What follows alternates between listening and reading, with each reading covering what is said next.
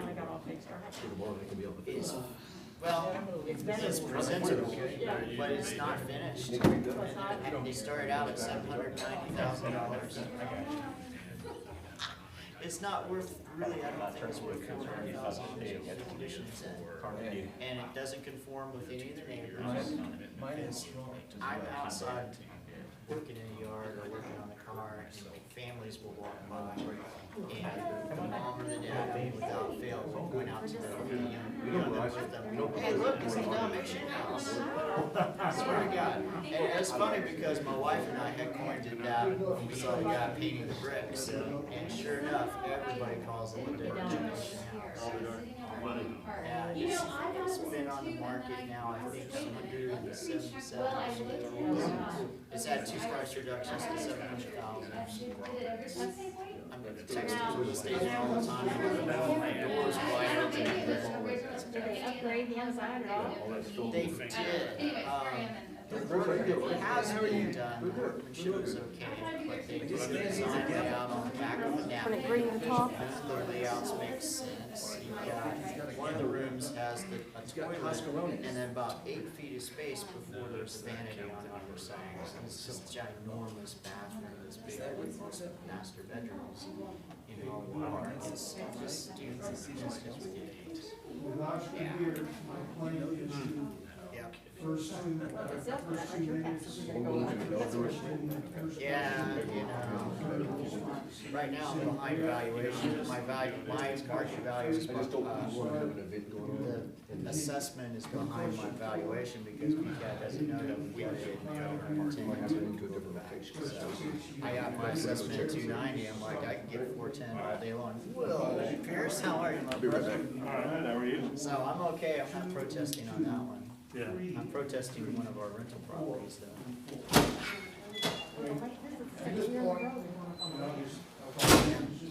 They don't really have comps to No, because they've done it. Across 281, of course, and they do Stone Oak. Yeah. Oh yeah. Well, you pay a $50,000 Hollywood Park premium versus Kentwood Manor. Yeah, but now you can do it in the acreage, because if they talk about land. Mr. Mayor, would you like to start? Sure.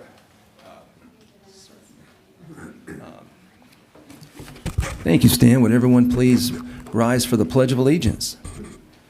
In your case, Michael, usually just stand to the side of the flag. Thank you. I pledge allegiance to the flag of the United States of America and to the republic for which it stands, one nation, under God, indivisible, with liberty and justice for all. Honor the Texas flag. I pledge allegiance to the Texas one state under God, one indivisible. All right. Thank you. Thank you all very much. And thank you, Stan, for the opportunity to be here. And I'm Chris Murphy. I've been the mayor of the town of Hollywood Park for the past 3 years and have been proud to do so, and served on the council for 4 years prior. And I just wanted to specifically thank all of you as candidates for being involved and for caring. It's so critical to the success and the well-being of our town that we have an active group of interested candidates to apply their skill sets to the town. And the diversity of that is critical. And the way we're structured, it's so essential. And by virtue of the 6 candidates for the 3 open positions, it allowed me the opportunity to ask my council to select a successor so I could take a leave and end my term as mayor. And one of you guys, one of the existing council members, could fill my seat for the remainder of my term. And because I was surprised to find an objection in my efforts to secure compelling employment for the next couple of years was coming into roadblocks with regards to having been an elected official. And I also wanted to make a point to single out and thank Councilman Michael Howe. He's not here tonight, but as my mayor pro tem, he was critical and a huge help in our negotiations with both Clear Channel and Burkett Media for the billboard contracts that have really helped solidify our financial future for the next many years. And his business skill, his negotiating skill, and just his sense of perspective was critical. So I hope we can all make an effort to thank him for his service, his 6 years as a council member, and his input on our town's well-being, because we were able to grow revenue and cut a lot of expenses, and we have held the property taxes flat the last couple of years, and I'm hopeful. I know I've talked with the mayor and the council, and I'm hopeful that it's going to be likely to be able to be done again this coming year, in spite of the unknowns thrown to us by COVID. And I'm glad the street work is finally nearing completion. I know you are, Paul, especially. But I just wanted to thank also my wife and the residents of the town of Hollywood Park for all their support and their appreciation and kind words. And the last 7 years now that I had the pleasure of being involved in everything. And thanks again to Jeanette. Is she here? Okay. Well, she's filled in quickly and grown in the role as the city secretary. And hey, thank you guys, and appreciate it. Carry on. Hope I can be here to help anyway. I'll still live here, so that's the check and balance on council and mayor. We have to do a good job because we still live here. So thank you all. Thank you, Stan. Testing. Good afternoon, I'm Stan Hartzler. I'm moderating because I was told that if I didn't do this, moderating the event would not happen. So thank you for submitting your questions and for being here, tuning in. I was given the responsibility for editing and choosing the questions, which was done with the general interests of Hollywood Park in mind, with other consideration for the limited time that we have. We are supposed to be done at 4 o'clock. Also in mind for details and arguments that Holly McBrayer already made available to everyone on the web. So if you don't see your question, the way you ordered it, be aware, be reminding that your question verbatim has been on the web for several days and will remain there. Questions will be selected in mostly random order. I urge voters to consider the great merits of candidate answers which are concise and relevant to the question. As we have time, we will allow those present to question candidates.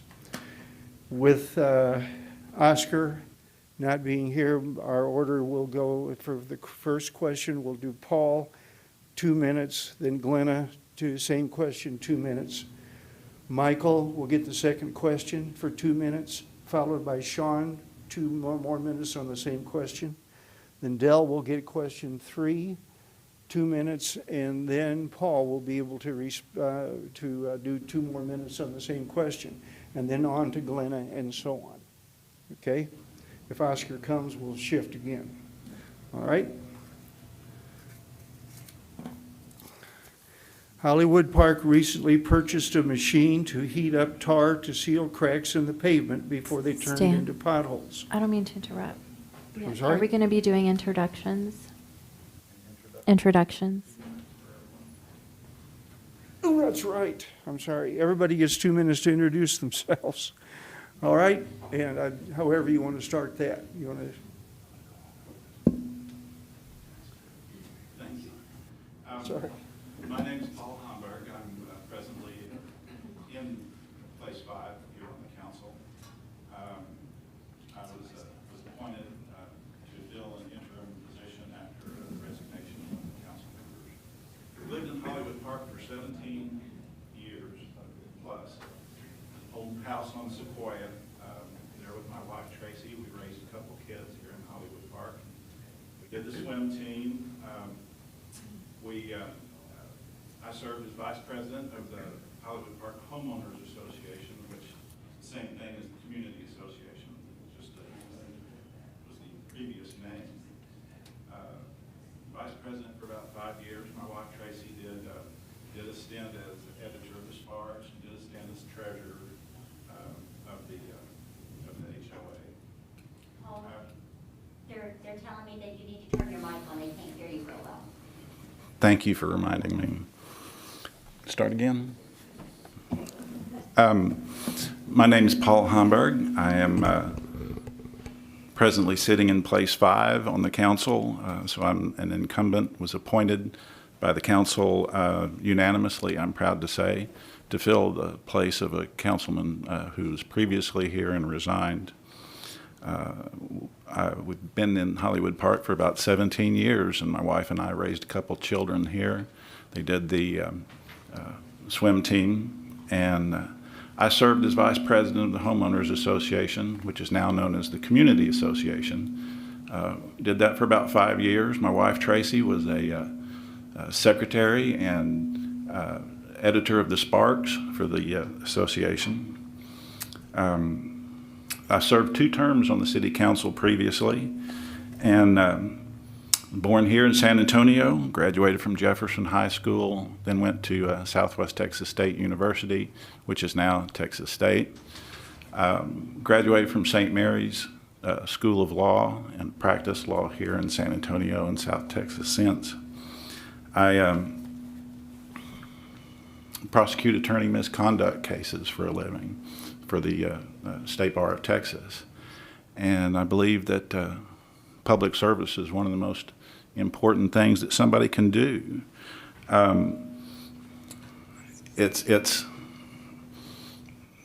a way to give back to the community that's given you a good living and given you a good lifestyle.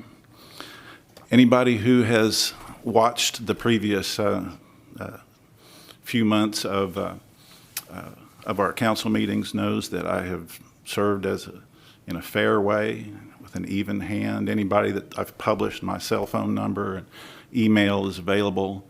Anybody that's tried to get in touch with me as a council member knows that I get back to them.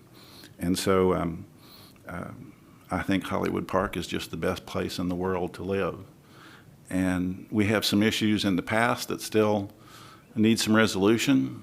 There's going to be some issues arising in the future that need to be dealt with. And I'm willing to devote my abilities and my time to help with that. Thanks. Thank you, Bob. Glenna? Hello. My name is Glenna Pierce.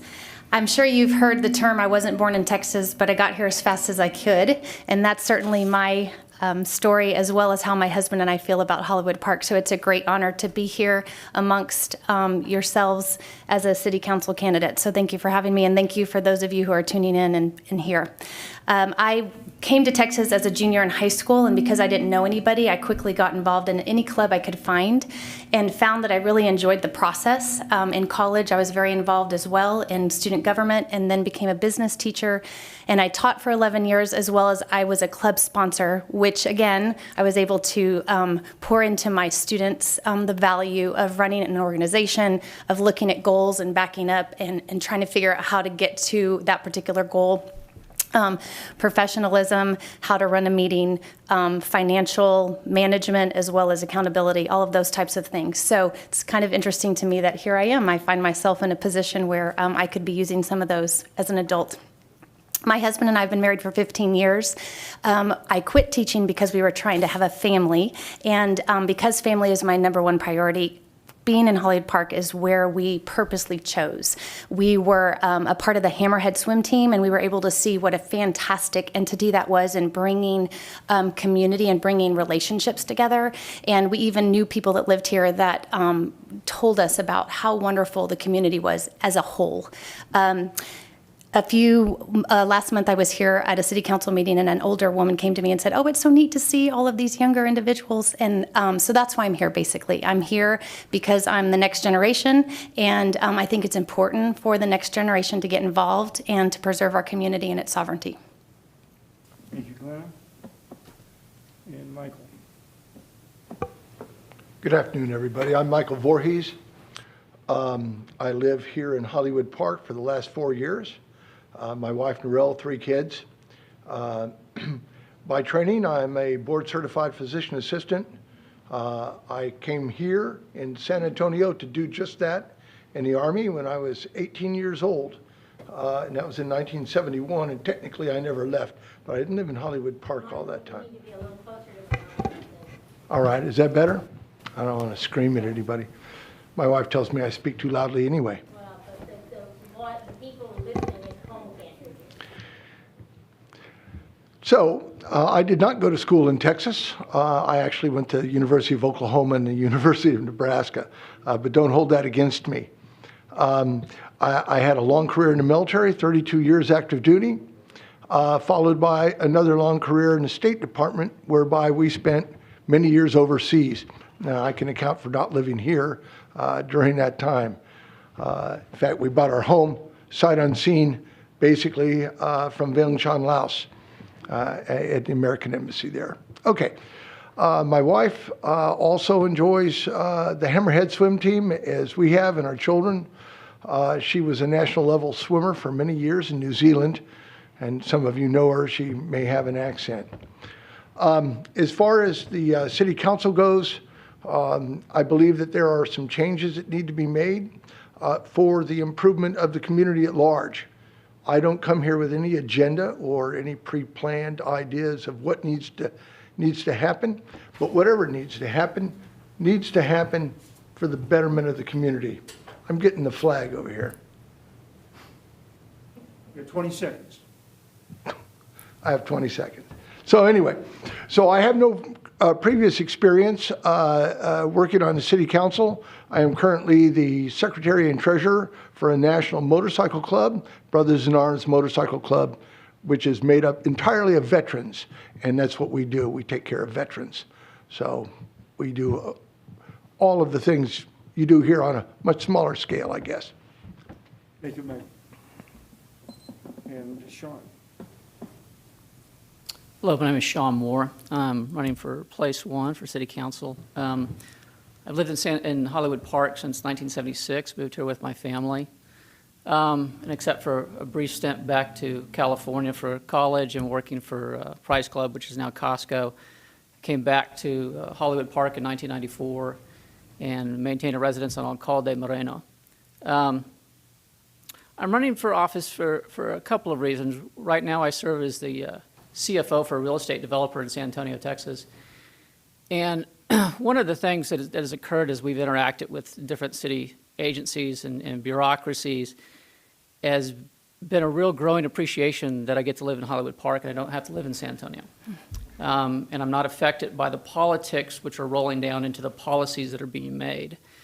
And there's been a couple instances in the past 20 years where issues have come up as far as possibly annexing Hollywood Park or having SAPD come in and take over.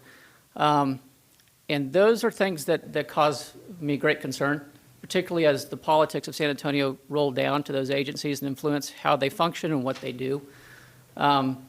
It's not that just having your own public works and law enforcement is always a good thing. You can be in a town that's not run well, that has an inefficient department, and maybe you'd be better off not having them. But fortunately, that's not our case in Hollywood Park. My desire is to keep it that way. There's also been some issues, some fiscal issues that came up this past year, which caused me great concern. And I thought, I've lived here long enough, and it's time to at least offer my skill set for those opportunities. All right. And Dell. Hi, my name is Delizia Capolini Gallivan. That's a long name. I just go by Del. I thank you so much, Stan, and thank you all for your participation here and those of you on Zoom. I'm married to Kevin Gallivan, sitting in the back. A lot of people know him as Coach Kevin. He has coached the Summer League Hammerhead swim team for many years. We also have a son, Nicholas, who also participated in the swim team. Lived here for over 15 years, and when we were looking for a neighborhood to move into, definitely this was the spot. It was difficult to find a home, and finally did, so we were very happy to be here. It's a safe neighborhood. We love the residents. We feel it's very friendly. As Sean was saying, we have a wonderful police department, fire department, and definitely want to keep it that way. What do I do for a profession? I'm a healthcare consultant. I like to fix things. I'm a nurse first, and I really feel I have a servant's heart first and foremost, and that's why I want to offer my services to the community by being a council member. Just to echo Sean, I don't mean to be echoing you, but there are a lot of things I've seen as well that have brought some concern about the annexing and so forth. And definitely glad I live here in Hollywood Park and not in San Antonio, because again, some of the politics do run into the city, and I definitely don't want Hollywood Park to change. I want to make it better, and definitely want to just continue to improve, because it's a great community to live in. Thank you. Thank you all. And then for Paul. Am I doing it right now? Okay. Hollywood Park recently purchased a machine to heat up tar to seal cracks in the pavement before they turned into potholes. What steps should be taken to better coordinate road paving work with utility improvements? What steps should be taken to start taking care of our streets before ruts and potholes appear?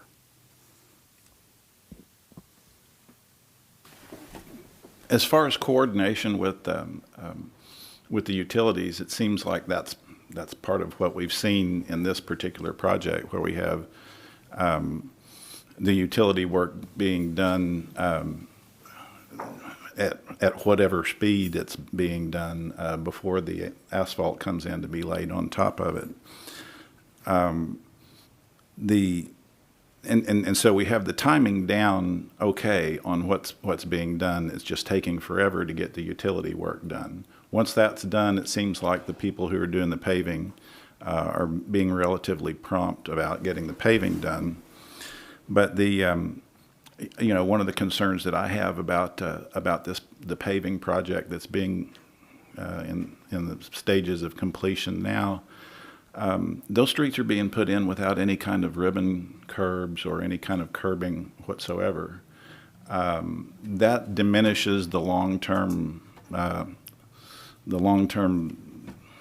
ability of those streets to hold together. If you don't put a curbing in there, the edges of the asphalt will start to wear, water will go underneath, and your street will start to deteriorate.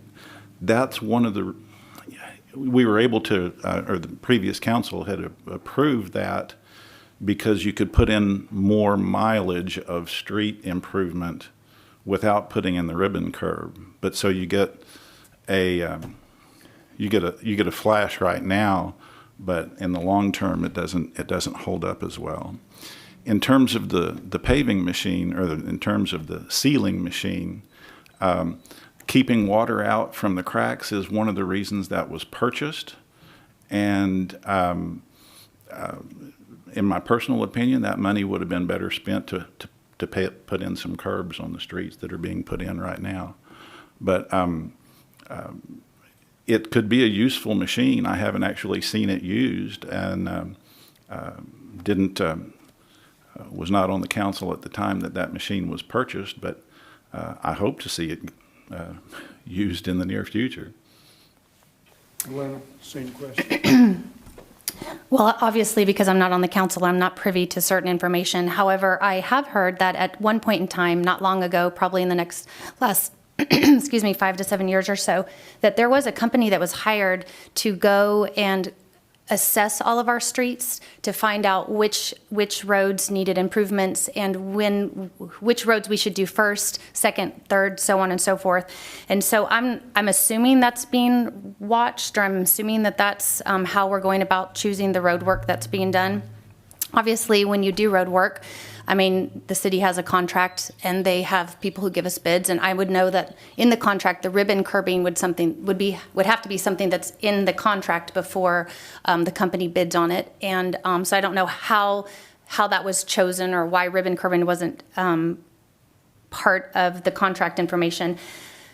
I look at this as kind of a big transparency issue and a communication issue, because as a normal resident, I can't answer those questions without knowing details. And so my thought is, you follow the instructions, you follow the guidelines of which roads need to be done when, and then you figure out a way to actively communicate that to the residents the best way, whether that's putting something on the website that's labeled something like road maintenance schedule or something. And if this machine was done, I would imagine there should be some planning as well based on we have a schedule and we check out the roads, and each road is done at a certain time, and we communicate that to the public. So as far as the details, I'm not quite sure, but that's how I would answer that question. Thank you. For Michael, what prompted you to run or run again for city council, and what would be your main focus if re-elected to the Hollywood Park City Council? Well, I hope to be elected the first time, but before I can be re-elected. No, I have had the same concerns as my colleagues, whether it's road maintenance or use of the pool and other things that prompted me to have a personal interest in seeing if we could improve some of these things for the better of the community. I was contacted by former Mayor Murphy when your position came up, Paul, and I took an interest then and decided to stick with it. And if I can provide some good to this community, that's my intent. And I would tell people, if they want everything to continue to go just like it's always gone, don't vote for me. Sean, same question. Some of this I covered in the introduction. I am running, one, as a matter of service. I've lived here a long time and feel I should. Two, I found if you're not actively involved in the political office, it's hard to keep up with everything that's going on currently in the city. And like I've said, I've lived here long enough to have gone through a few things that you get surprised by and you go, why is this happening? And realize that it's been talked about at City Council, it's been brought up before, and simply wasn't aware that it was happening, it was occurring.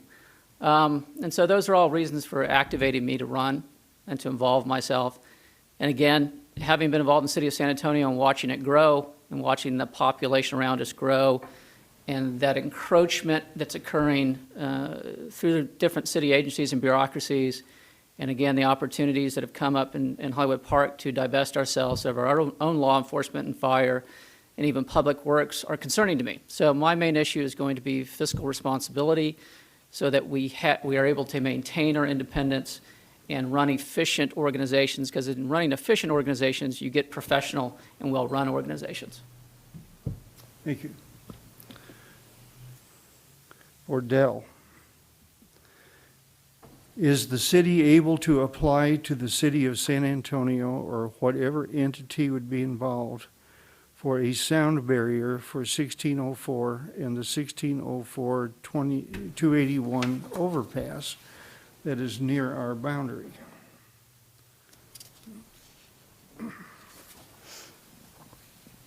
Okay, thank you for the question. Did you say, is it able to apply for a sound barrier?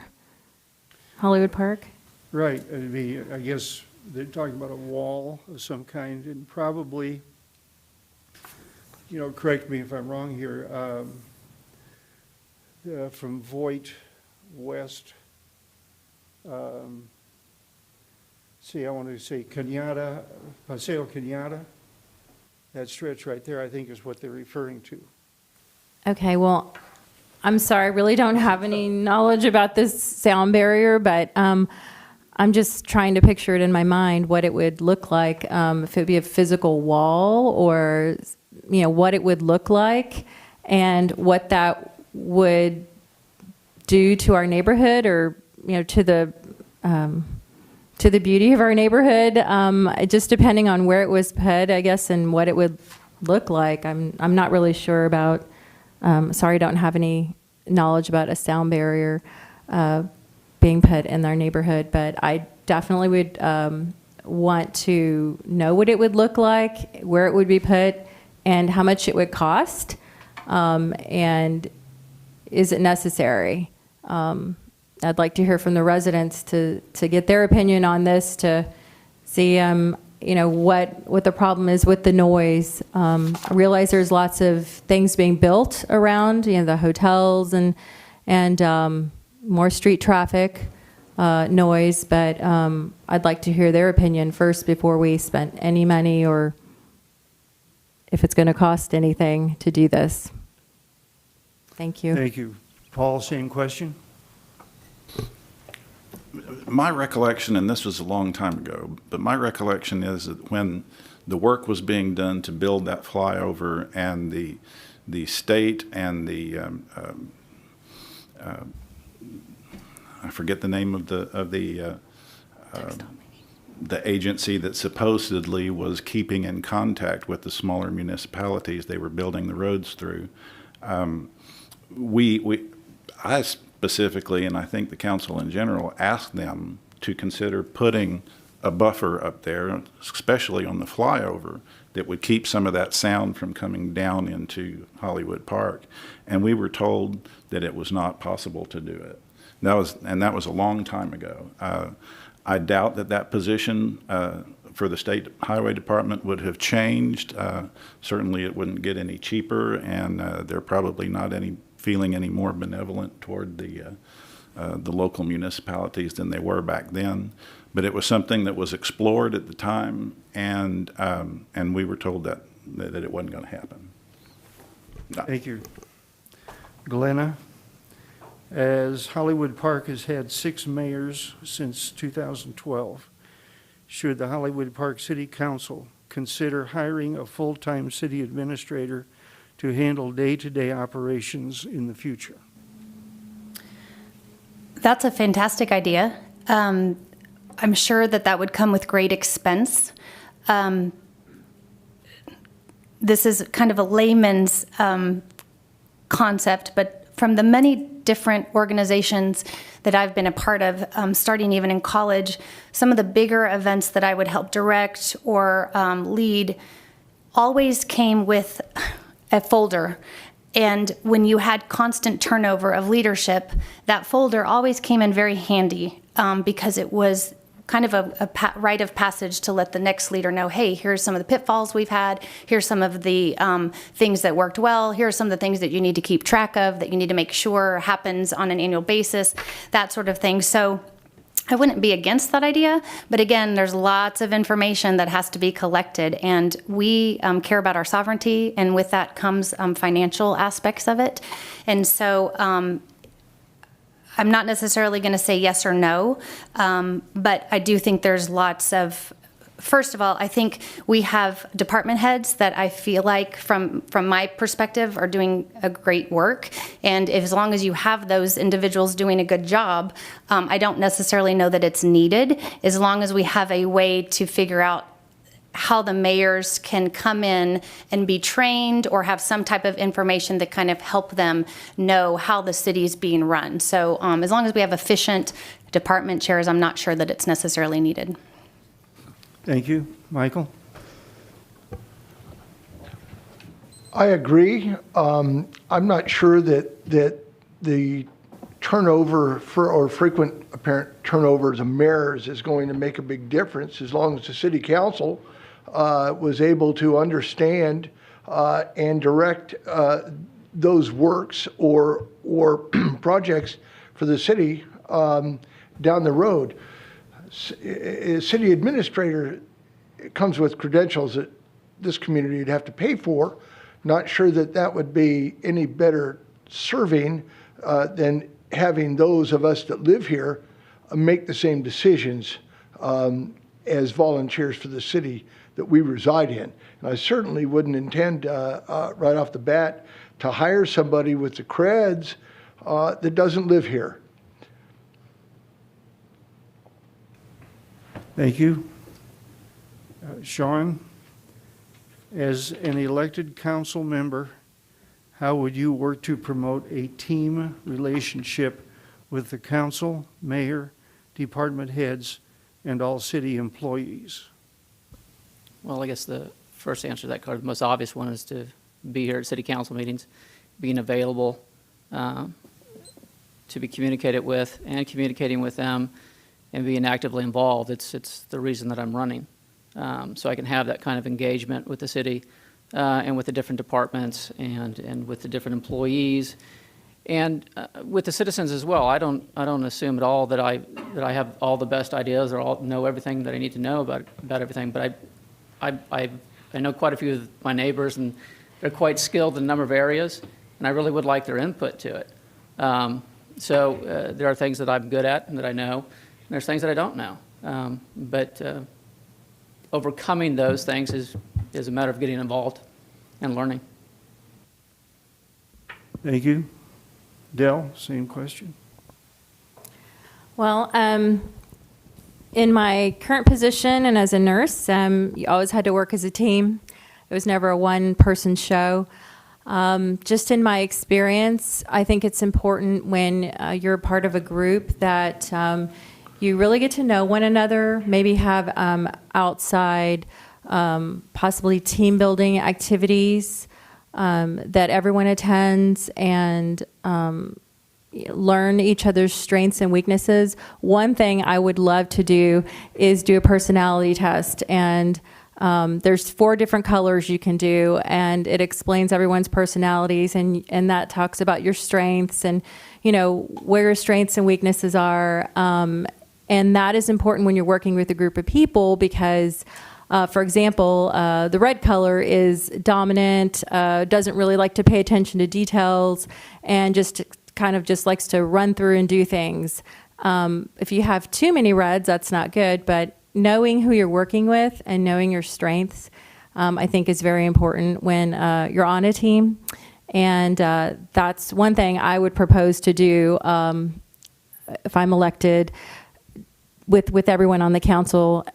So that's kind of the foundation. And then again, maybe doing some type of team building activity, because you all have to work together, and it's all about, knowing, having one agenda over another, and not having really any agenda but the residents, and really trying to work together and not having, I don't really like conflict. So the less is better, and just, being stronger together as a team. So that's what I would do. Thank you. Thank you. And Paul.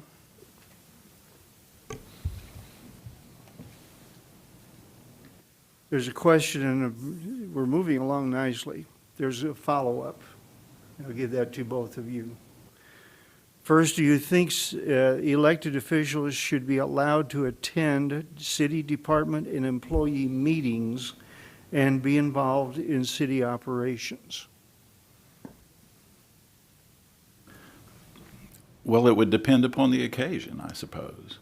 On a day-to-day basis, the running of the city should be left to the department heads and the mayor to make administrative decisions.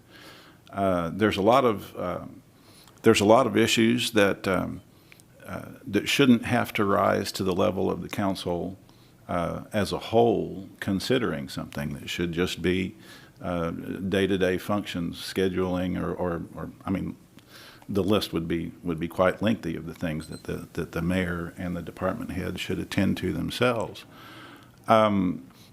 If there's something in particular that a council member is working on and needs to gather information and meet with a department head or meet with a group of department heads, I think that would be absolutely appropriate. If it's a matter of a routine,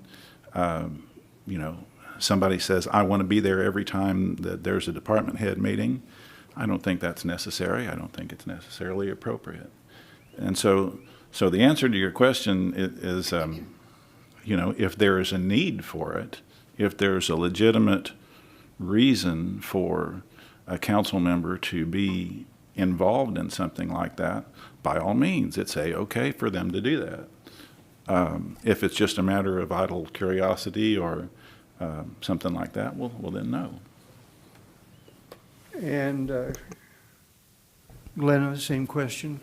Yeah. I think that communication should always be encouraged, but I think it's very important that we understand our roles as city council members and how that is in comparison to the mayor. And from what I understand, the mayor's job is more of the leader and more of the person in charge. I am only going to have, as a city council member, my authority is when I'm sitting up here.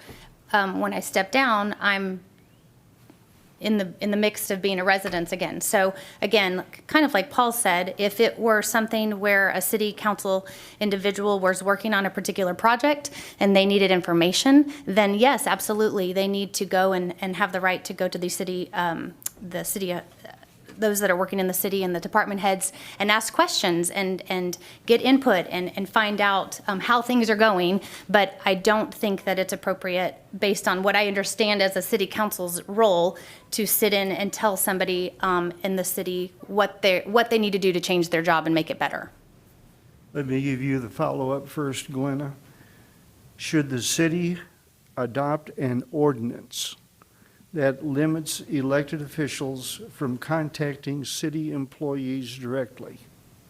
Again, I think communication is important, but if we are educated and we understand our roles, I don't think an ordinance would be needed. And Paul, same question. No, that wouldn't be appropriate whatsoever. There wouldn't be an ordinance that would prohibit any other citizen from contacting a city staff member. Why in the world should there be an ordinance that prohibits somebody from contacting the city staff because they're on the city council? I mean, beyond the constitutional issues with that, and pragmatically, that would just be a bad idea all the way around. Thank you. Michael? City council members should support the health, safety, and welfare of the residents rather than personal interests. Do you agree? And if elected, do you pledge to abide with that statement? Absolutely, and absolutely.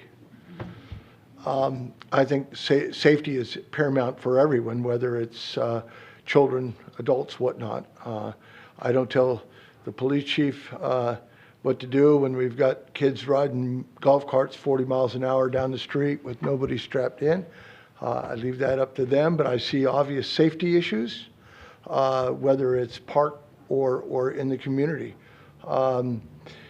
Certainly, a safety issue. We've got a lot of traffic. We've got a lot of traffic that that is not generated from residents in this community. There's a lot of traffic from outside, and it beelines down Voight and down El Portal with little, if not no regard for anybody's welfare. I might consider that primary. It was mentioned earlier by others that there were no sidewalks. If somebody gets hit on the street because they can't be on a sidewalk, and in order to go anywhere, they have to be in the street, that provides a bad situation. So all in all, there are plenty of safety issues that can be addressed, and I would support any reasonable safety issue that prevented death or injury or anything else to the citizens of this community. Thank you. Sean? Can you repeat the question?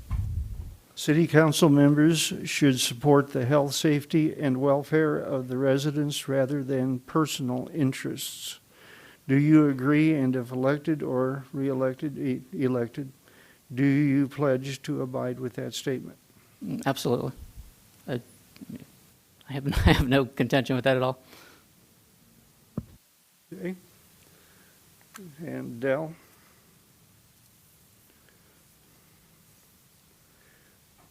What do you think about the problem of Hollywood Park being a drive-through preference to 281 and 1604?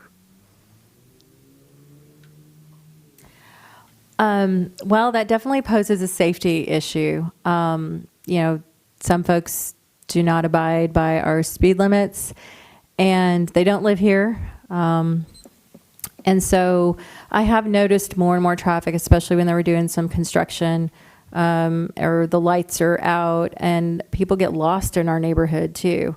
And they just drive around and around, and you know that they don't live here. It's a concern. I wish there was a way. I know we can't, gate our community because they're public roads, but I wish there was a way that we could monitor that, I guess, a little better. I know we have stickers on our cars. That's one way of monitoring. Maybe putting some signage up. I know other neighborhoods have that. No drive-through access, possibly. Maybe that would be a deterrent for people just coming through our neighborhood. I think I would like to look into more of that. The signage would be appropriate. And I'm just not, I would like to see something done more about that because it is a big safety issue. Thank you. Paul, same question. Well, the biggest deterrent to drive-through traffic would be the perpetual ongoing street construction that we've had recently. And of course, that also deters Hollywood Park residents from wanting to drive around in our town. This is kind of a perennial issue where people have always, for years and years and years, have been concerned about cut-through traffic, drive-through traffic. It was a lot worse when the construction was going on with 281 and 1604. Now that those are in place and traffic is flowing more freely there, it seems like we actually have less cut-through and less drive-through traffic. And the nature of it has changed somewhat. A lot of it seems to be construction vehicles coming in and out of Hill Country Village, some of which are probably involved in the building of that apartment complex over there, and some of it's just involving homes and what have you. We can put up a sign, no through trucks, but there's only so much enforcement that we can do in the way of that. Whether it's speed bumps, whether it's lowering the speed limits, those things inconvenience our residents just as much as they inconvenience the people who are driving through from somewhere else. And so, to a certain extent, that's a curse of modern urban life that we're just going to have to deal with. We can enforce our speed limits, and we can monitor how fast people are going. We can issue tickets. We can do things like that. But ultimately, we can't put up gates and stop people from driving through town. Thank you. Glenna, would you like to see the Voigt Park basketball rims be put back up? Yes, and they are, as far as I understand. That was already addressed at the last city council meeting, so I'm glad to see it. I think it's good that we're outside. Can I give you another question? Sure. Explain what the EDC is, and given that the city council approves EDC purchase and budget requests, do you think city council members should be allowed to serve on both the city council and the EDC board? I'll answer the second question first. I do not believe that they should. I think it's a conflict of interest, and it stands for Economic Development Corporation, and basically, from what I understand that they do, they really help promote economic development in our area so we can get businesses here, so we can obviously collect more taxes to help our business run well. And Michael? I agree. Yes. The Economic Development Corporation has a lot of great tasks that are underway, including taxation, lowering taxation, although that is a little bit misrepresented to the average person. But certainly I agree that it's a conflict of interest to have anyone sitting on the city council who is also a member of the EDC. I think it's just a little bit odd. Thank you. Sean, with the building of apartments in Hill Country Village, what adjustments should be made to keep us safe from the influx of additional residents? Well, and I'd have to look at what parcels are still available that are under the control of the town of Hollywood Park, but you would put conditions on those sales, or if there's any available. As regards, one of the reasons I'm running is because of those apartments. And Walter Embry came in here, hat in hand, asking for fire coverage for there. And if there'd have been a little bit more understanding of real estate development, you probably could have put about $1 million in the kitty if you'd have understood how to negotiate with him. He was going to build regardless. And he actually came in here following procedure, a protocol that I'm sure Bear County's told him to come do.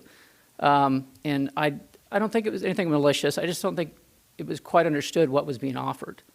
And again, those are some of the opportunities that inevitably are going to be available as San Antonio continues to grow. And you need some skill sets on the city council or in the mayor's position to understand what's being presented to you and what are the opportunities there.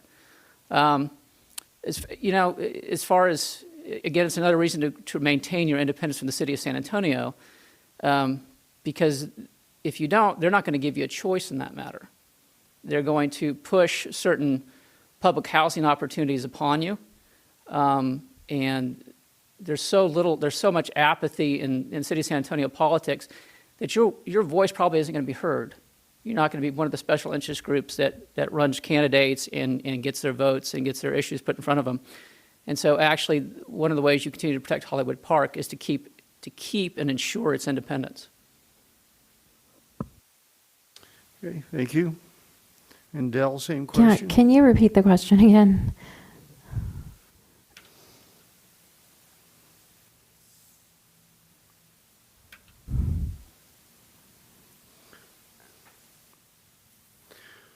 With the building of apartments in Hill Country Village, what adjustments should be made to keep us safe from the influx of additional residents? I don't think there's any adjustments per se that need to be made. I think our police department does an excellent job with keeping us safe, patrolling. So I know that's what the question's geared towards. Maybe a heightened awareness for the neighbors, just, to the residents, just to be on, have more of an awareness, I guess, of who's in the neighborhood. But I think our department, our police department does a great job of protecting us. So I don't know if they have to do any adjustments per se right now. I would love to see numbers or data or hear about concerns, real concerns, not just anecdotally thinking about that. So, Thank you. For Paul, do you think that the Public Works Department is too large and needs to be broken down into different departments? For example, codes, roads, park, pool, voice center, rental management, animal issues, street signs, flood, to name a few. That sounds like you're taking a department and making it into lots of departments, which generally, that sounds like you're taking one thing and making it lots of things, which sounds to me like you're making it bigger by trying to break it down and divide it up. There's in managing employees, sometimes there's an economy in scale. I think that there's some things that we can do to enhance the way the Public Works Department is working. I'm a little bit concerned about the code enforcement. I'm concerned that that we're sending a code enforcement officer out to look for problems rather than responding to actual problems.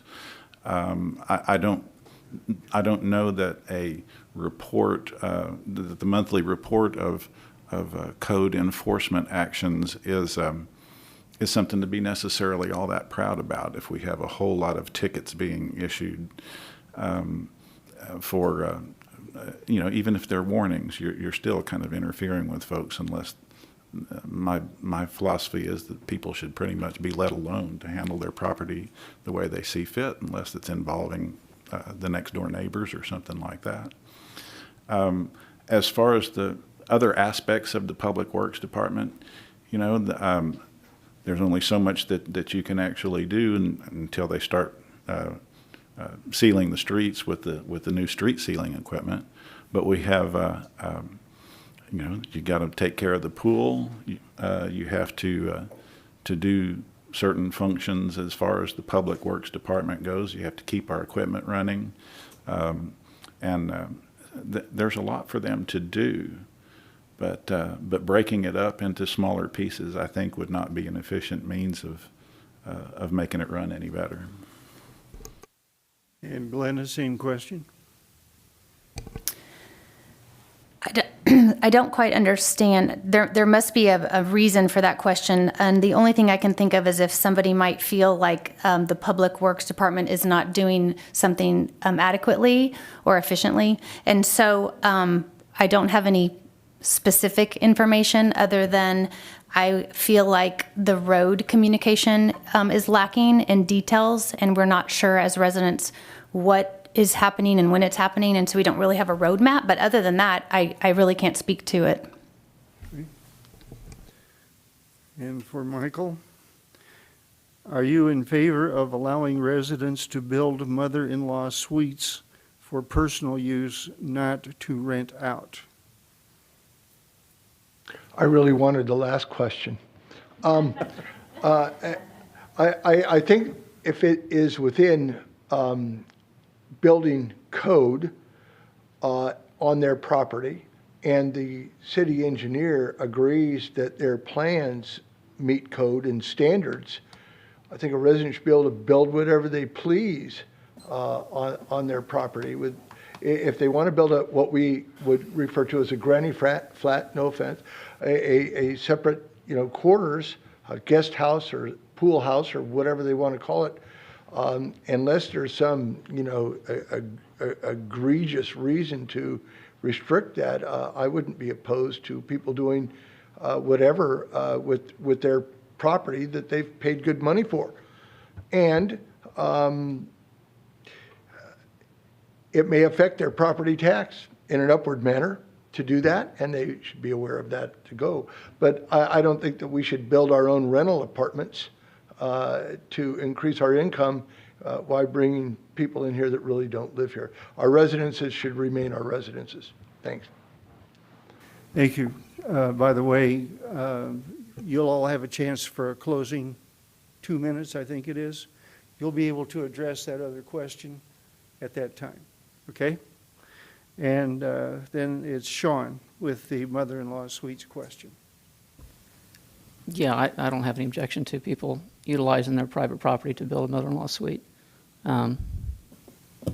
We can get into rental issues if you want to off of that, but even in that regard, there's going to be a distinction between long-term rentals and short-term rentals. And some of those discussions and ordinances are being passed out there.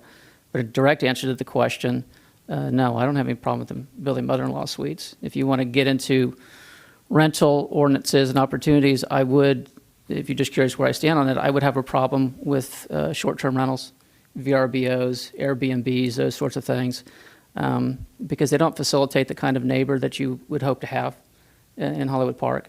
But, outside of that, it's you own the property. You pay the taxes on it. You should be free within code to do what you desire to do to make the property enjoyable to you. Thank you. For Dell, homeowners of Hollywood Park currently have no property tax exemptions, and those over 65 have a mere $5,000 exemption. The City Council was set to vote on giving the homeowners and over 65 homeowners property tax exemptions at the April 2018 meeting. After almost no discussion, the council did nothing. If you are elected to the council, would you ask to have these two issues put back on the agenda to be discussed and voted on by the council? I would. Our seniors are very important in this community, and I think that they should have some exemptions, and look at what they're paying as far as taxes go. So yes, I'd be in favor of putting it back on the agenda. And Paul? Well, there certainly isn't any harm in discussing it. Back in April of 2018, my understanding of the decision that was made then, it wasn't that the council didn't do anything, it was that they decided not to do that. Because, and part of the issue is, once you enact an exemption, a property tax exemption like that, under state law, you can never go back. In the future, if the city were to come upon financial hardship and need the extra money, there wouldn't be a way to go back and reinstitute the tax that's on there. And so you're bound in perpetuity to have that exemption on the books. And so, again, my understanding of what the council's decision was at that time was that they didn't want to bind the hands of future councils in the event that that money was needed. And there are a whole slew of issues that are like that we need to be looking at in terms of our future financial stability for the town. Right now we're not in bad shape, but we have things like, we're going to have to buy some more fire equipment, a fire truck here before too much longer. We're going to need to be setting some more money aside for dealing with strange financial circumstances like we've had this past year with COVID, and I think our fire department and our police chief have both let it be known that in light of the past freeze and blizzard conditions that we had here, there's some additional equipment that they may be asking for that are not reasonably anticipated expenses, and so trying to have as much flexibility for managing finances as possible is a good thing, and I think that was the basis for the decision that they made back then, not to enact that exemption. And I think also, if you put a sharp pencil to it, it's not a tremendous amount of money that would be involved. Your benefit to the taxpayers, Hollywood Park's taxes are a very small part of what the average homeowners pay. It's the school taxes in the county that are killers. Thank you. For Glenna and all the candidates, I should reword this. If you have attended a city council meeting, perhaps giving citizen input, what was the issue or issues that prompted you to attend and possibly providing some input? Thanks to COVID, we now can attend virtually, and I probably attended virtually my first city council meeting sometime mid last year. I am, as my husband would put it, kind of nerdy in the sense that I always read the minutes, and I think that's why I first even contacted the city council. But the first time I've actually stood up in person was this past March, and I spoke about the swim team swimming pools, so just basically the swimming pool concern. We had 3 entities that were had a passion about using it. We had the swim team, we had those that were not swim team members, and the lap swimmers, and just a lot of decisions that need to be made based on the pool. I spoke about the importance of collecting data and information, because with such a wonderful entity as the pool, we have lots of people that live here who want to have the ability to use it. And so in my mind, I just suggested maybe collecting data, collecting information, coming up with a survey, figuring out how many people are actually attending the pool at certain times so that we can come together, look at the financial aspect of it, come together and figure out what's the best decision in as a whole that needs to be made. Michael, same question. Yes, I try to at least be present, if not in this room, virtually for all the city council actions. I guess the one thing that always pops up, rather than talking just about the pool or other things, or whether it's safety at the park or noise at the Voight Center or any of these things, is that the citizens rarely can see or hear exactly what the issues are or what the outcome's going to be, because there's essentially no discussion except for what the resident wants to say for a couple of minutes, with no discussion, response, debate. It ends right there, and people are left not knowing what to do about that. So in the future, I think attending the meetings is great. I would like to see that information be a lot more forthcoming, a lot more readily available to all of the citizens, so everybody's always not wondering what just happened. Thank you. For Sean, should scheduled and limited lap swimming be allowed during swim team practice per the present agreement? Yeah, I saw a lot of these swimming questions coming up, and I have to plead ignorance to a lot of it. It's obviously a big issue to a number of people.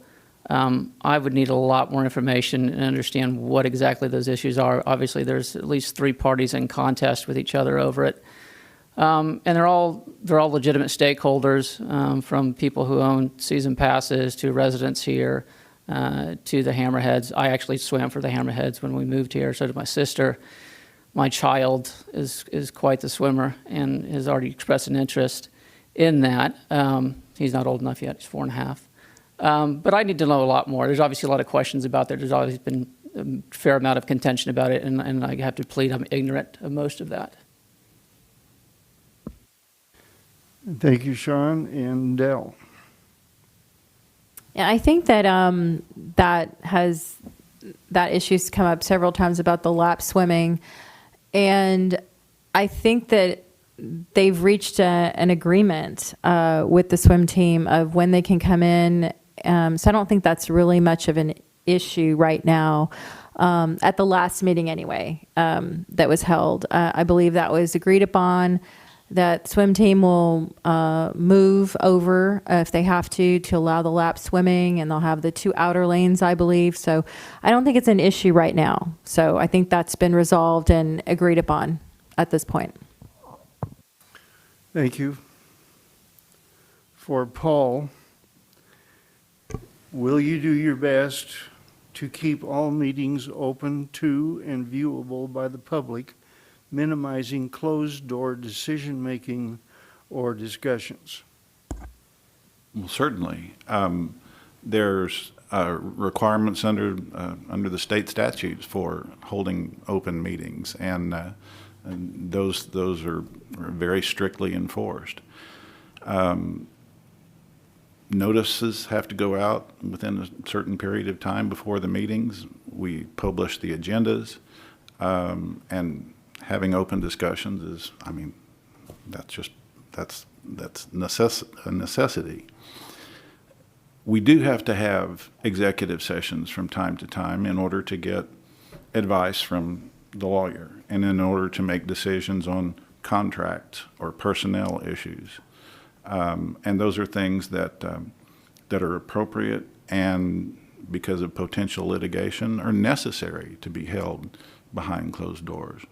No actions are ever taken in an executive session. The council comes back and makes whatever debate or discussion or decision in an open meeting with a vote that's absolutely recorded and open.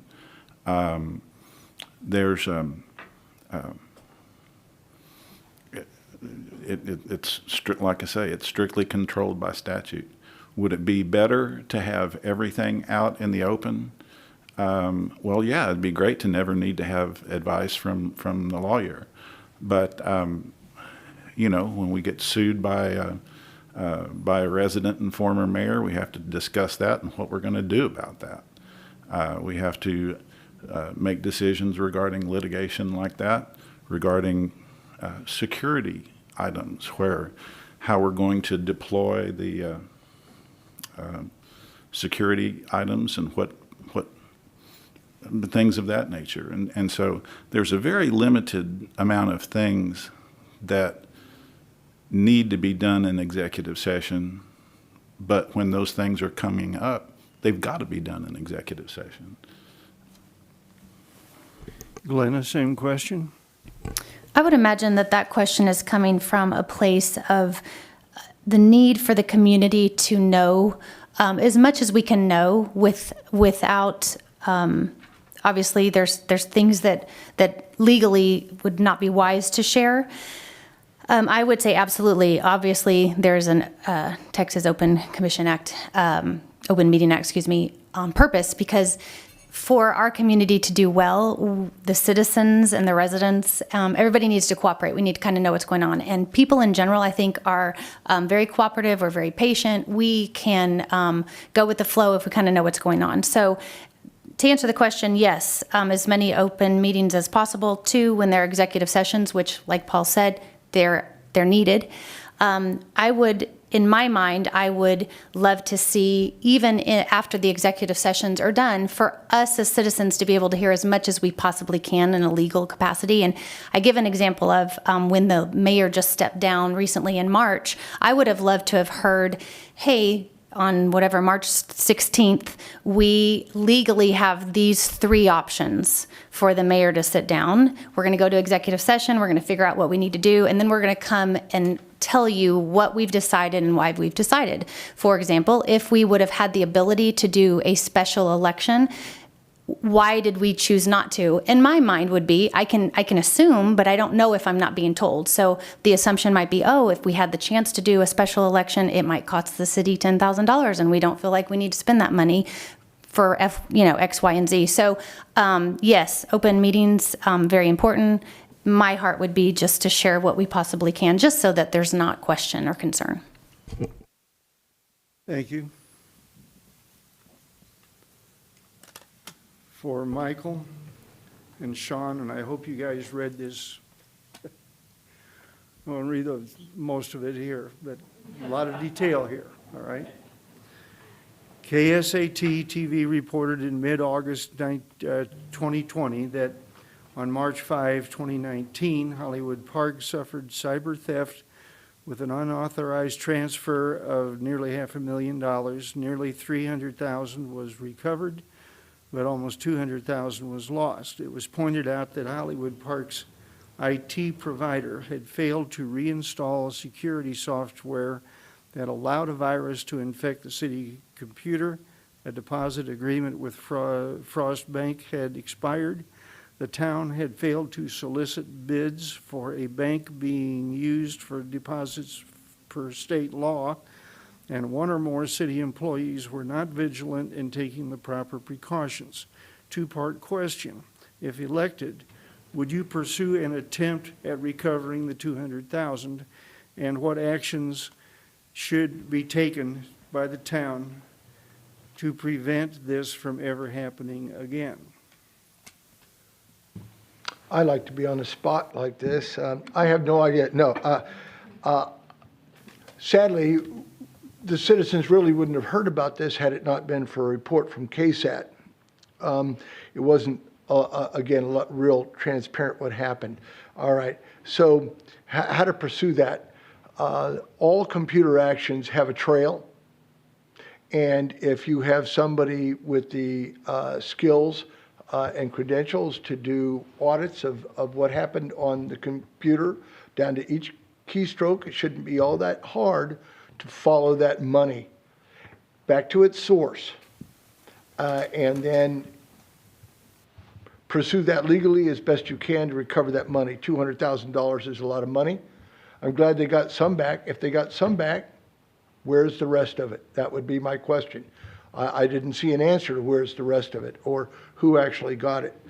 So, what should we do to prevent that in the future? Let's not have one individual to make all of the transaction decisions over a large amount of money, or allow our system to be hacked. If it's hacked, if it's easy to hack, we should have some security methods up, good firewall protection, administrators for computer systems that can go in and ensure that if we're doing large transactions, we get a bank involved and not be just arbitrarily sending things out that can't be chased. So in short, having not been here at that time, I was not in this country. That would be my general approach. Thank you. Sean, same question. Well, you would obviously prosecute as much as possible if you could find the perpetrator. Outside of that, you terminate your relationship with your bank, and you go with a bank who has a wire fraud prevention opportunity to it.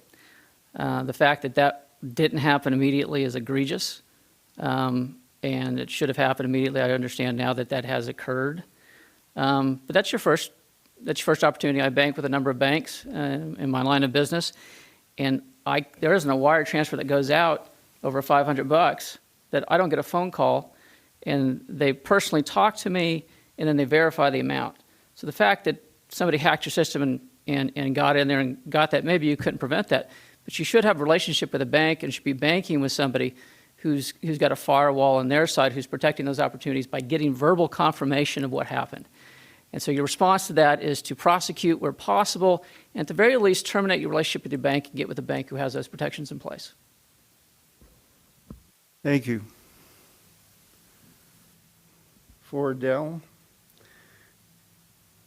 could the city arrange for a company to paint? I guess a better way to phrase this is, if elected, would you consider the city trying to arrange for a company to paint house numbers on curbs painted by homeowners, or paid for, by homeowners who wish to have this service perhaps annually or biannually? I guess it would depend on the resident, but again, not all streets have curbs. So, and they don't have a curb to, have painted. So that would be the issue. And then uniformity of how it would look. So a lot of discussion would have to be done, and possibly, get the residents' opinion on this. And Paul. I think if the question is asking, should the city sanction a particular company to be the company that paints numbers on people's curbs, I don't think so. I think that that's something that the individual residents should be allowed to handle themselves. But Dell's right. I mean, there's a lot of the streets that don't have curbs, or they have ribbon curbs, so that there's not anything standing up that you can actually put a number on. We discussed this, I think, at the last city council meeting, and my position was pretty clear, that there should be an exception made for people who have their house number designated clearly on their property. They shouldn't have to have a particular form of street number posted. The first thing that comes to mind, there's a real cool house on Fleetwood that has the numbers on a part of the oak tree. Well, you can't miss it. I mean, you're going to see those house numbers. There's other ways that people have their house numbers identified that aren't just the little numbers on the curb or the little vinyl reflective numbers. And if you can, if the fire department, the EMS, the police department can drive down the street and look at your house and tell what the house number is, you shouldn't be required to have a particular form or a particular way of displaying the street number. I think that should just be a matter of what people like to have, as long as it's visible and clear. Thank you. for Glenna. Are you happy with the management of the Voight Center in general and regarding safety in particular?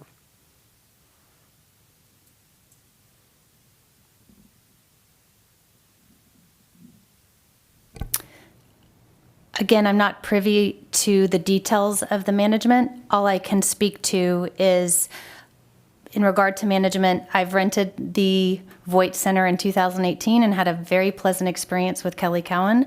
It went very well, and I tried to rent it in the middle of the pandemic, kind of towards the middle in 2020, and noticed that some of the pricing was a little different, and so it wasn't worth the price for me to rent it for 4 hours. So that is the only thing I can speak to.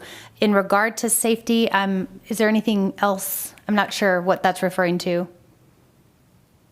No? Okay. So I cannot speak to the safety issue in regard to how the management of Voight Center is being handled. Michael? I have not seen anything necessarily unsafe at the Voight Center. I do see things that are unsafe with the park, generally speaking. I've mentioned a couple of those already.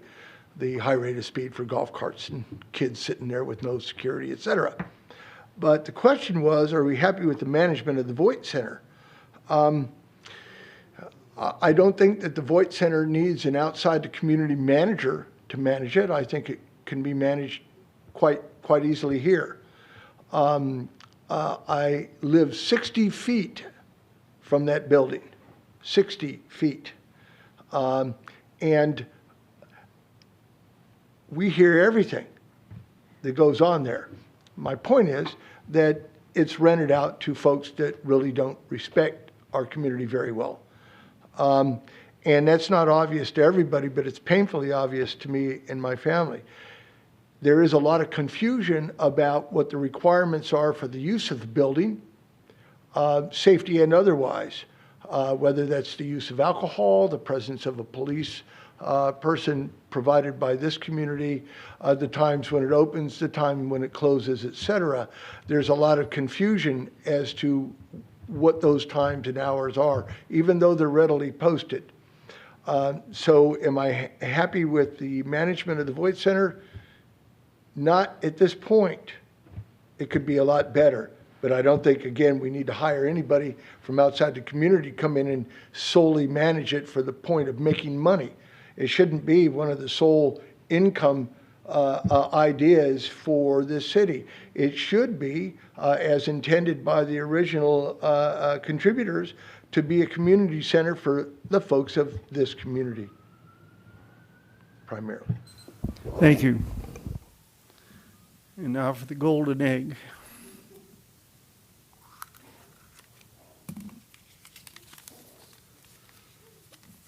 And again, I hope you read all this. I'm going to try to skip around a little bit, but there seems to be a lot more golf carts on the streets of Hollywood Park and Hill Country Village. At present, the only food places accessible to golf carts in Hollywood Park include the Circle K at 1604 in Voight and Chester's. Walk-ons in Texas Roadhouse, while within Hollywood Park, are only accessible to golf carts by passing through the gates at Arden Oaks and Pantheon Way. There is a personnel gate at that location which doesn't require a key. And I guess what this means is people can go through, but you can't get your golf cart through. Okay, I think that's what it means. Because Arden Oaks is a private street, golf carts are not permitted to park there, and only residents of the gated community have devices to open the gate. First, are you in favor of entering into a reciprocal agreement with Hill Country Village so that each city honors the other's golf cart permit? Let's stop right there with that part of it for Sean and Dell.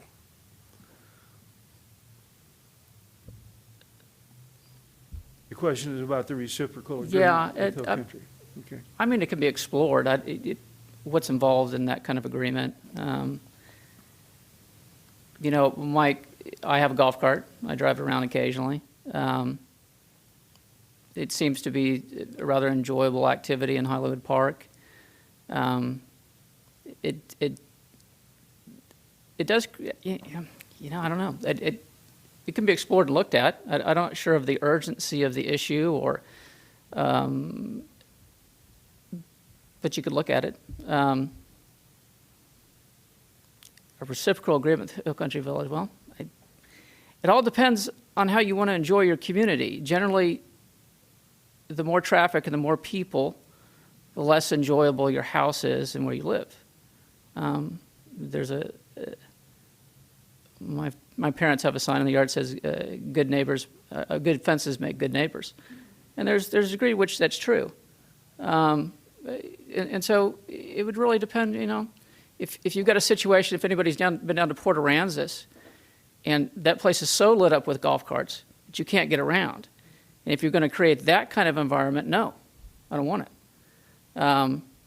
But if it's just people's recreational use and the volume of it is commiserate with our streets that we have, sure, you can look at it and see. And Dell, if you want to. Yeah, I'm not really sure. Then we have a follow-up. Sure. I'm not really sure about the volume that would be coming through. Again, we could explore it. Speaking with Hill Country Village, I know there's several people in Hill Country Village that come over and, attend certain events, or they might participate in the Independence Parade, which is really enjoyable. I don't have a golf cart, but I definitely want one. But definitely something to look at. Again, it would just depend on the volume of folks coming through that would be utilizing that. So, not against it.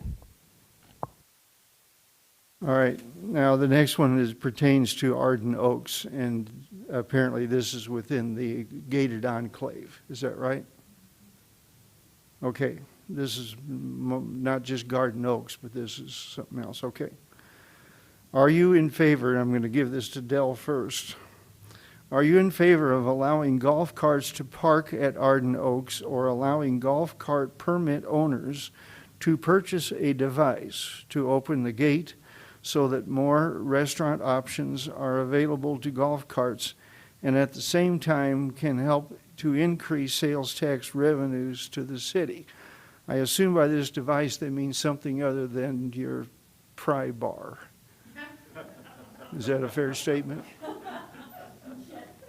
Yeah, I'm assuming so. I guess we'd have to really look at there must be an issue. Somebody must really want to go eat or drive their golf cart to eat at those restaurants. I don't have really an opinion either way. Again, I would put this back on the residents. I want to hear what they have to say.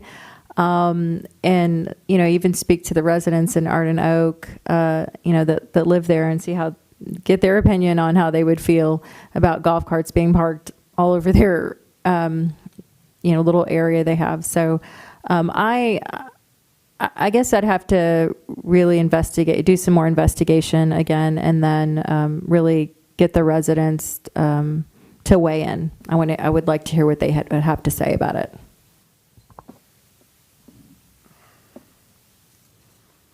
And Sean? Did you say Arden Oaks is a private road? Is it a private road? No. Oh, okay. I'd have to understand more about our relationship with that area, and what are the stipulations of our agreements with them, rather than just say they should give us all a clicker for their gate. I'd need to know a lot more about that situation and understand it. I don't think the sales tax revenue opportunity is all that significant, so that's not a particular motivating factor for me. But I'd want to understand our relationship with that community more and their use of their roads. Thank you. Well,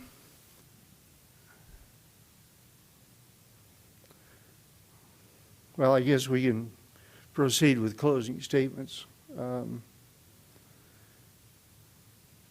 And I guess everybody gets 2 minutes, and then everybody can ask questions.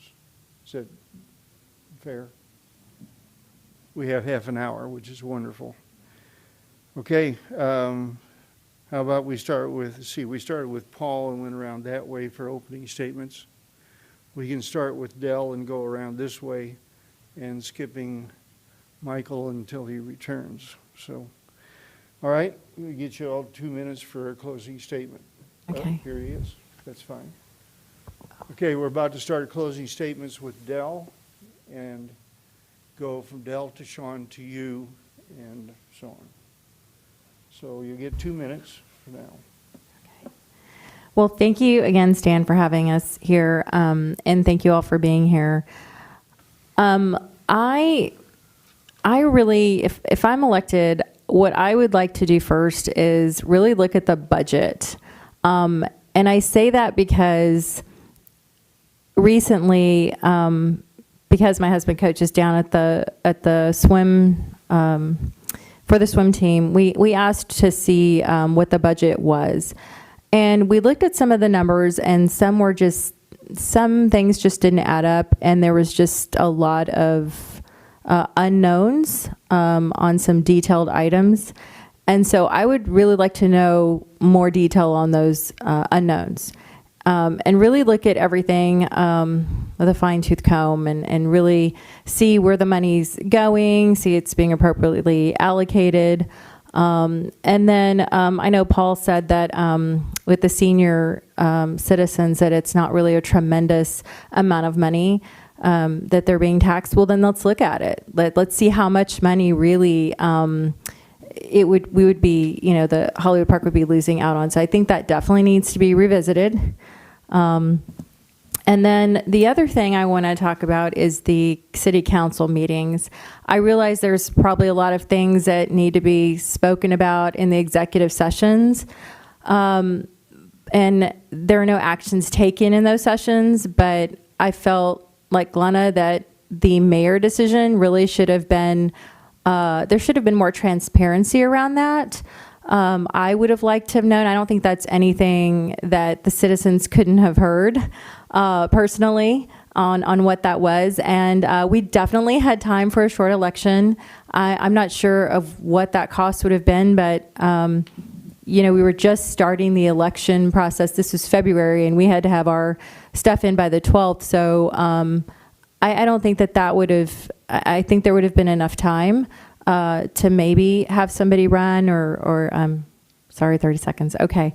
So again, I just, I feel like there needs to be a lot more transparency. That's what I'm hearing. There's a lot of questions that were thrown to us at the, or they're given to us by the residents. And there must be some underlying current on what those, why those questions were brought up. So as your council member, I would definitely want more transparency, looking at the budget, really seeing how things are done, and ensuring that all money is appropriately allocated on where it needs to be. So thank you. Thank you, Sean. Well, as I stated, I've lived in Hollywood Park almost without interruption since 1976. We have a great community. I think the leadership that's gone through and it even exists now has obviously done a commendable job. And I just feel called to participate in that at this point. There are some opportunities that came up over the past year that were somewhat alarming to me, and thought there are some skills I could bring to that and some wisdom I could bring to that to help us maintain our independence as a community. Certainly in my dealings with the city of San Antonio, I have no desire to be annexed or be part of the city of San Antonio. And there's a great desire on my part to make sure we remain financially viable, that we are as efficient as possible, and that as professionally run as possible. And that comes with elected officials and their oversight. In our situation, primarily our mayor. But there's other opportunities for city council people to involve themselves and be educated about the issues that come before them. And that's why I'm running, and that's why I'm asking for your vote. Thank you. Michael? I agree with everything everyone said so far. Pool budget we should know what's going on at the pool. There's a lot of money wrapped up in that. The argument always comes out to community use, and we're talking about when people could go and do lap swimming as opposed to Hammerhead's kids swimming in it. One of the questions that might be asked is how many other people are using the pool that aren't in the community, and is the pool being used as a source of income for anyone, while at the expense of anybody in the community being able to swim there? So that's a rhetorical question.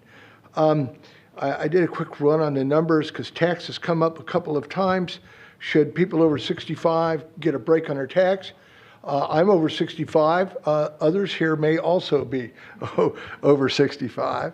And unless you're independently wealthy or have a whole lot of income coming in, a lot of people don't have the jobs they had anymore and they're working from home. So is that a great thing? I don't know. How much would that be? So if we look at about $2,200 collected per home, and we're looking at roughly, I know we've got about 3,400 citizens, not sure how many homes, but we're looking somewhere in the neighborhood of $5+ million of income off taxes, property taxes for the city, not for Bear County. They get a lot more. I wanted to talk about public works. Does it need to be bigger? I think that whoever runs public works should be qualified to do that and qualified to deal with all the parts in that we're asking them to do. It shouldn't be a fiefdom. And if it has to be broken up or doesn't have to be broken up, that really lends itself to further discussion and agreement on all people involved in that. Annexation of Hollywood Park to San Antonio? Absolutely not. There you go. Glenna. Running for city council was not actually even on my radar until the beginning of the year in January, partly because I had a little bit more capacity outside of the home. But I actually heard about Meet the Candidates and heard that sometimes we don't have Meet the Candidates. And I thought, what? This is a fantastic community. Why would we not have the event Meet the Candidates? And it's primarily because a lot of times we don't have people running against each other. And sometimes I've heard we even don't have anybody running for a particular seat. And so they have to be appointed. And so in my mind, I've always felt like it's really important for people to have a voice to elect their officials. And healthy competition is good for any environment, business, anything. I am new at this, obviously, and so I'm having to ask lots of questions, but I am very committed to Hollywood Park. This is where we want to be, and we want to be here forever. So as I mentioned before, that's one of the reasons I want to be here, is because I feel like it's important that our generation does step up and get involved. I do realize that City Council will have different individuals, and diversity is important, I believe. I'm going to bring something to the table that somebody else is not going to, and that helps us be more well-rounded. And so I'm not naive in the sense that I'll think that I'll know everything City Council, but I'm hoping that, again, we have diversity on here that will be able to bring our different experiences and to the table. One of the things I have a heart for is the communication aspect and collaborating with individuals, and I really do think it's important for the sake of the city and at large for transparency. And so those are things that I'm definitely committed to doing, and I feel like those are three core things that, again, in the classroom, in a business setting, in a city council, those three things, communication, collaboration, and transparency, are all very important. In a meeting setting, I will do my part to make sure I can explain why I'm voting the way I'm voting, or even asking some of my colleagues, why do you think that? I feel like discussion is important. Answering emails, I think, will be very important as well. And I will tell you that I've learned that we can't do this alone. And I'm going to say this as an example of the Voight Center and the park. That wasn't done by just city council members or people that work for Hollywood Park. It was done as a community effort. We had people who had quality expertise, who cared, and we came together and made that entity. And I really believe that that's what has to happen as a whole for our community, is that it's not us against you, it's we're together in this, and we need each other. And Paul. Well, first I want to thank the Community Association for putting this on in the first place, and I want to thank you for serving as a moderator here today. I want to thank my opponent, and I want to thank the other council candidates for being willing to step up and being willing to throw their hats into the ring and being willing to serve. And I'd have to say I think everybody here has the best interest of Hollywood Park in mind. We may not all agree on every single thing, but I think it's good that people are here and willing to serve. There's a lot of, we covered a lot of ground in our discussions here today. There's a lot of things that we didn't cover. There's big issues that are coming up on the horizon. What are we going to do with the fire department that's obligated to be first responders to this huge apartment complex that's been built up over here? How are we going to deal with that? The fire department and the police department are the main reasons why we have the town of Hollywood Park. They are the ones that protect us. They are the ones that come when we need help. And from my perspective, I'm not saying that we should throw money at either department. Sorry, Chad, but it is absolutely important that those two departments run efficiently and run effectively, and they have the tools that they need. We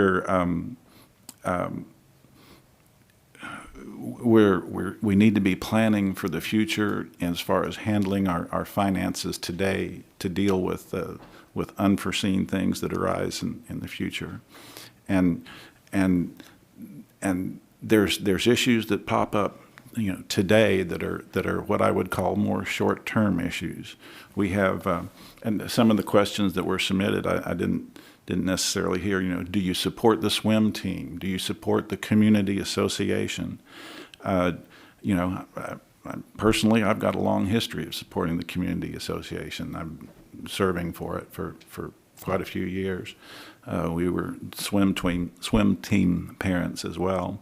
And but it's not a matter of do you support this? Well, I'd like to say, yeah, I support the swim team. I support the community association. I support the garden club. I support the Humane Society. I support the people in Hollywood Park who've never joined a doggone thing in their life, but who live here and who enjoy the wonderful place that we have to be. And that's my goal, is to be a voice, not just for the organizations and not just for the clubs, but for the people as well who aren't joiners, but everybody across the board. If you look back at what's been on YouTube, you look back at the meetings that I've participated in, I think you're going to find that I'm even-handed and fair and responsive to the needs of the people. And I'd like to have your vote and your support in the coming election. Early voting starts Monday, April the 19th, and everybody should get out and vote. Thanks. Thank you. And before I open this up to questions, I'd like to thank the candidates for putting up with my uneven moderating. This is something that I think you kind of make up as you go. And tolerate this, please. I am a retired teacher, and I used to be very good at learning faces and names right away, first day of school. But when I see you guys on the street again for the next 20 or 30 times, you're going to have to reintroduce yourselves. Delane will tell you that I saw her probably more than 30 times on her bicycle before I could go, "Oh, hi, Delane," that quickly. Questions?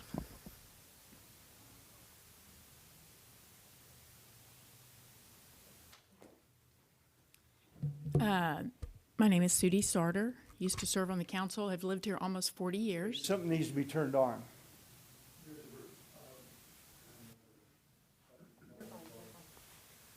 Well, I packed up anyway. My name's Sudie Sarter, really unimportant. I got here a little late, but I don't think this has been brought up, and I think it's very important. It's more of a statement, not a question. I think everybody needs to understand, because there's some misinformation out there regarding the Place 3 election with Oscar Villarreal and Michael Voorhees. Michael Voorhees, in order to take the spot in May, has to actually get the most votes. So If you want Michael Voorhees to win, you need to go vote for him. If you want Oscar to win, it doesn't matter, because then if he wins, then the council, will appoint someone to take that spot, because obviously he's mayor, he isn't going to take it. So just wanted to point that information out, because there's misinformation out there. Thank you. Thank you. I might add, if you don't believe me, I've got the email from the Secretary of State's attorney.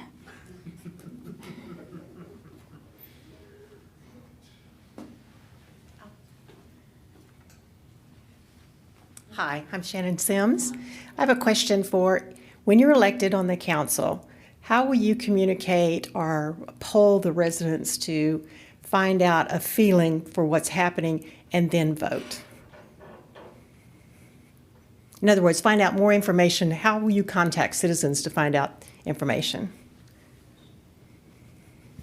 Anybody? Well, I would hope there'd be some opportunity through the Hollywood Sparks. I'd hope there'd be some email correspondence. We have about 3,300 residents in Hollywood Park, so I would talk to as many people as I possibly could. If there's more opportunities to put those things, and I think there are, whether in meeting minutes or somewhere, or in a bulletin board opportunity on the website, I would hope that would be utilized for that opportunity. In a democracy, particularly in the U.S., it's really up to the citizen to be active in their participation. And I don't know if we're going to be able to spoon feed every opportunity out there to every resident, but there's certainly things that can be done, including answering emails, answering a phone call, talking to your neighbors. Sparks is an opportunity, and again, the website would be an opportunity as well.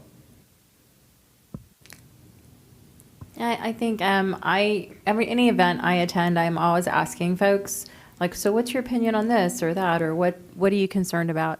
And I think that that's the most important thing, is getting out there and speaking to your neighbors, being visible, being at events. I don't know if this has ever been done, but while Sean was talking, I was just thinking about maybe even having forums where folks can come and just bring up issues, or before the council meeting, not just at the council meeting, but just having open discussion, because there might be more than one person, right, that has that same issue or concern. So that might be an opportunity as well, is having maybe something a couple weeks before and us listening to that. So because the council meeting it can go on for hours, and they're already very long. I've been to like 4-hour meetings, and I'm like, oh my gosh, it's 10 o'clock, So I think that would be a good forum. And Sparks is also a good forum. Maybe you could submit questions in there. That would be a good opportunity as well. So lots more to think about, but those are just some initial thoughts that come to my mind. Thank you for asking that. Yeah, I would just add that city council members work for you, the citizens, and they need to know what the citizens think about different issues. I agree with my colleagues. Perhaps one of the ways that might be useful is to use that Voight Center for open discussions on things that may be put to the council as an idea. I think that there's kind of a two-part to that. As a person who moved into the city and wanted to kind of know what's going on, the Sparks was certainly an entity that I used.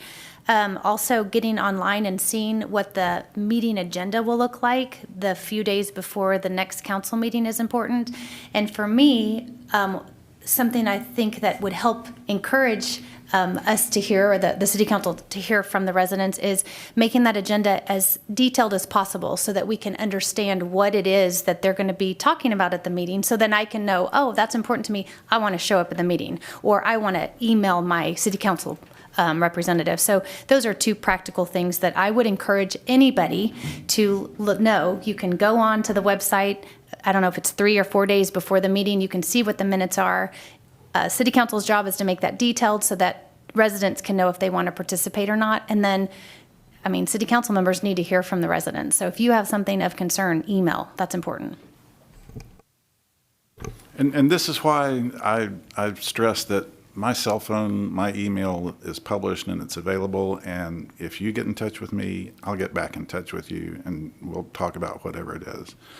Beyond that, one of the important things that the council does, we have a series of budget meetings in the summertime, and they're workshop meetings. They're very informal. Citizens can come and listen to the preliminary plans of the budget and watch it as it takes shape and have input there. At every single council meeting, there's a place for citizen comments where folks can come and talk about anything they want to for 3 minutes. And so that's an important means of getting feedback as well. The other thing, there's been some talk with the EDC about the possibility of some surveys going out and asking some general questions, and I think that's still probably in the early stages of discussion, but it's another means of going out and soliciting input from the citizens as to the things that might be important to them that don't necessarily bubble up in front of the council. So it's something we all need to work on. Thank you.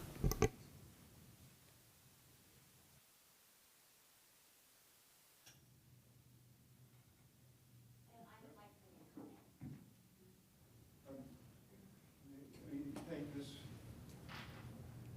Jeanette, right? I think we should thank Jeanette for helping set up and do all this.